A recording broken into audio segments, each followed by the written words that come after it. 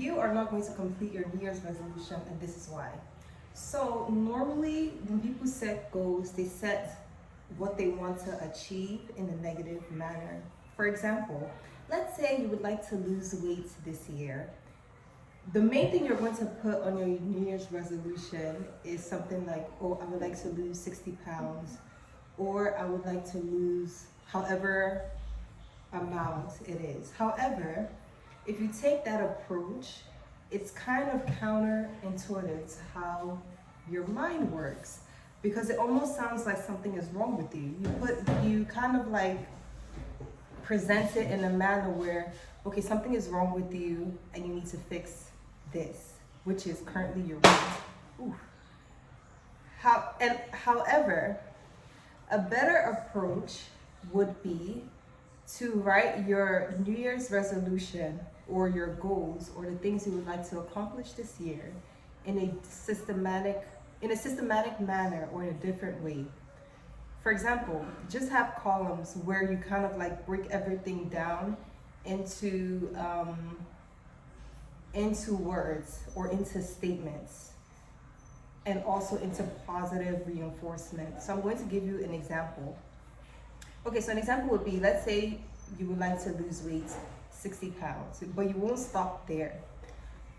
You would like to lose 60 pounds, and then in order for you to lose 60 pounds, here are things that I think are causing me to be in this situation or to be in this position. So it could be your eating habits, it could be your work, it could be your lifestyle, it could be stress, it could be friends, it could be, you would just list all the different things that you think are possibly putting you in this situation. Then the next thing you would do is list, how did I get myself into this situation, right? So you would list, oh, like let's say if it's work, you can say, okay, well, how is my work putting me in this position? It could be, oh, I get off late and I end up eating late. Or I leave too early so I don't have time to meal prep. So now I have to eat out at a fast food restaurant. Or let's say you are meal prepping, but you end up eating everything all at once. So you would have to break that down and say, okay, why am I eating everything all at once? What do I have planned for my schedule or for the day? Or let's say if it's working out, I don't like to work out, might be an example. I don't like the smell of my sweat, or I don't like sweating, or I don't like the gym, or I don't like whatever the case is. So you kind of like list that down. And then afterwards you keep listing reasons after reasons. And then until you get to the part where you get to words or affirmations that are are more pleasing, or you would like, or are more pleasing to what you would like to hear or what you would like to do. Let me give an example. Let me give another example. So you would keep breaking it. Well, let me use the same example. So you keep breaking it down, so you get to, okay, well, I want to lose 60 pounds. However, I don't like working out, or I always don't feel like working out after work. And then I'll break that down into, I don't feel like working out after work because I'm usually very tired. And then I'm usually very tired because I sit all day, or I'm like doing tasks back to back, and I would just really like to rest, like turn on the TV, whatever the case is. So the next step would not necessarily be going to the gym. It would be, well, since you're tired and you really just want to go home, well, why don't you start working out in your house? And then once you start working out in your house, or once the idea come up, you might feel like, oh, well, I usually like to watch my favorite Netflix show. Okay, then cool.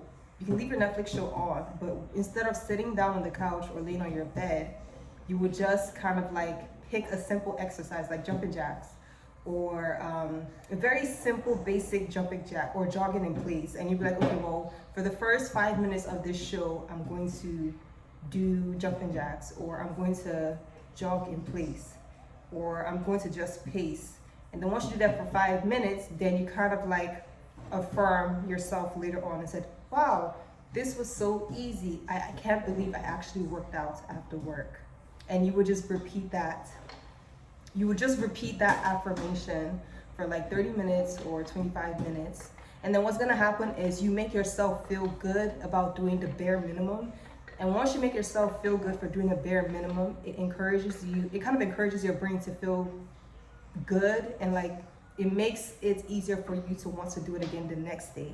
So once you have some form of momentum, and then it makes it even easier for you to pick up a more grand gesture of potentially going to the gym.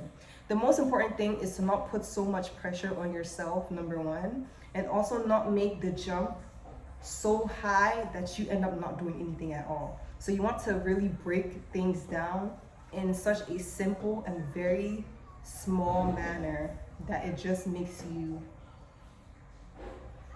it impossible for you not to do it.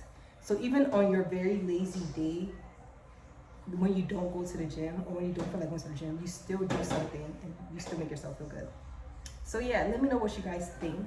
Is that helpful? Is that something that you like to try? It could work for you, like your school. If you have school assignments that you keep procrastinating on, again, break it down. If you have, I don't know, anything that you like to pick up on, just break it down. So that's my little speech for the day, and I hope that was helpful in some way, shape, or form. Okay, bye.